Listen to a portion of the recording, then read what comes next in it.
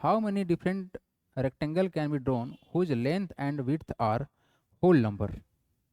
अच्छा, of units such that the area of the rectangle is 30 centimeter square.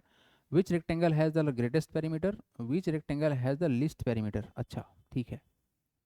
सवाल यहाँ पर बहुत बढ़िया सा है कि सर हमको सर एरिया के बारे में बताया गया है ना।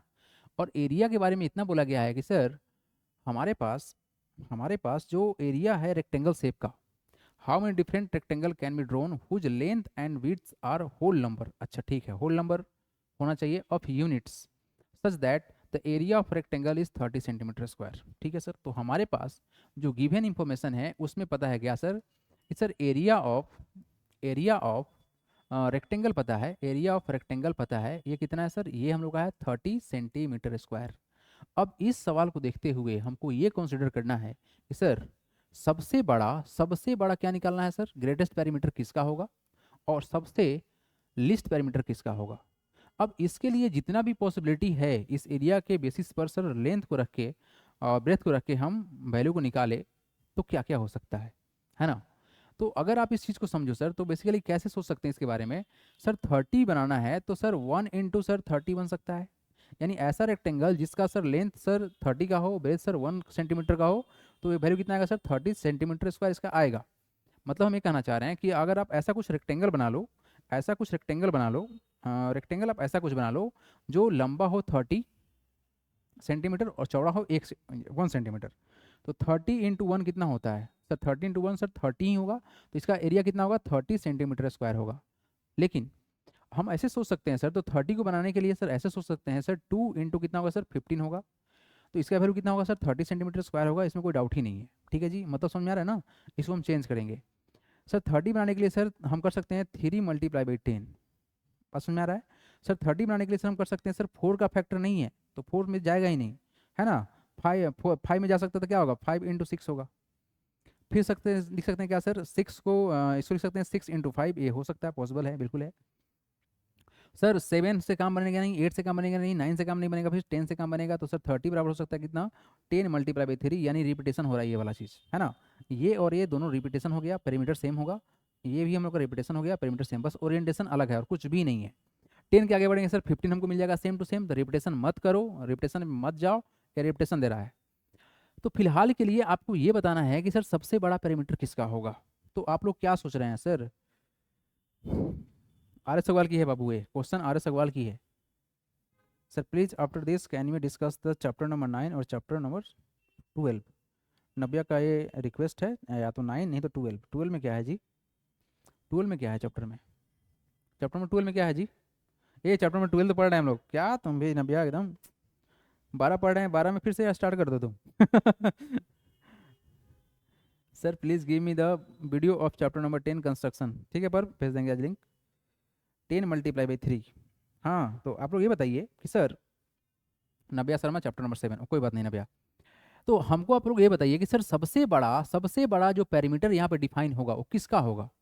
Just think about it, sir सबसे बड़ा पेरीमीटर डिफाइन किसका होगा। ये क्वेश्चन का जो थीम था ना, हम थीम समझा दिए आप लोगों को, अब इस थीम के बेसिस पर काम करना है आपको। तो आप लोग के पास दीज आर द पॉसिबिलिटी, जिसमें भी हम रिपीटेशन वाला जो सीन था इसको अगर हम इग्नोर कर दे, लेट सपोज इसको हम इग्नोर कर देते हैं, और कौन हमारा same same same scene create कर रहा है, और कोई नहीं है ना। 6 × 5 क्यों काट दिया हम, क्योंकि ऊपर वाला था, ठीक है। तो अगर हम इस चीज़ को सोचे तो सर लार्जेस्ट पेरीमीटर किसका होगा। फर्स्ट में क्या पूछा गया, which triangle rectangle has the largest perimeter. तो अगर हम बात करें सर लार्जेस्ट लार्जेस्ट पेरीमीटर का बात करें, पेरीमीटर का बात करें, तो लार्जेस्ट पेरीमीटर कब निकलेगा। सोचिए देखो, अगर सर देखा जाए तो होता कितना है सर 2 × L+ का बी। तो अगर हम इस चीज़ का वैल्यू पुट करते हैं, पहले को सोचिए अगर, तो कितना होगा 2 × L+ का बी, मतलब 1 + का 30, मल्टीप्लाई कर लेते डायरेक्ट ना, डायरेक्ट क्या करेंगे सर मल्टीप्लाई, 1 + का 30 कितना होगा 31, तो कितना हो जाएगा वैल्यू 62 हो जाएगा। ये पहला का आया। सेकेंड का अगर देखा जाए तो कितना होगा, ये सर सेकेंड का देख रहे हैं यहाँ पर, कितना होगा सर 2 × 15 + का 2 कितना होगा सर 17, तो सर 17 कितना होगा 34 होगा। यहाँ देखिए ये कितना होगा सर, ये वाला अगर हम इसको कंसिडर करते हैं तो वैल्यू कितना होगा सर 2 × 10 + 3 सर 13, तो कितना होगा सर 26 होगा। आप देख पा रहे हैं सर, हम इसलिए सबको दिखा रहे हैं ताकि आपको कुछ एनालिसिस हो, हम डायरेक्ट बोल देते काम खत्म कर देते, कोई बड़ा बात नहीं था।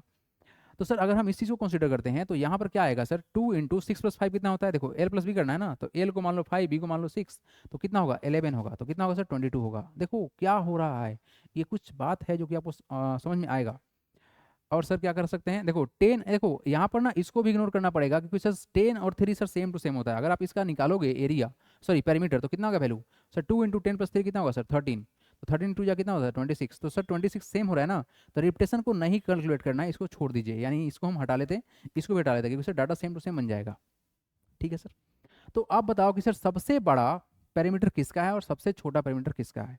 तो सर सबसे बड़ा पेरीमीटर किसका होगा, which rectangle has the greatest perimeter, तो लिखेंगे आप the rectangle whose length equal to sir 30 centimetre and breadth equal to sir 1 centimeter has the largest perimeter।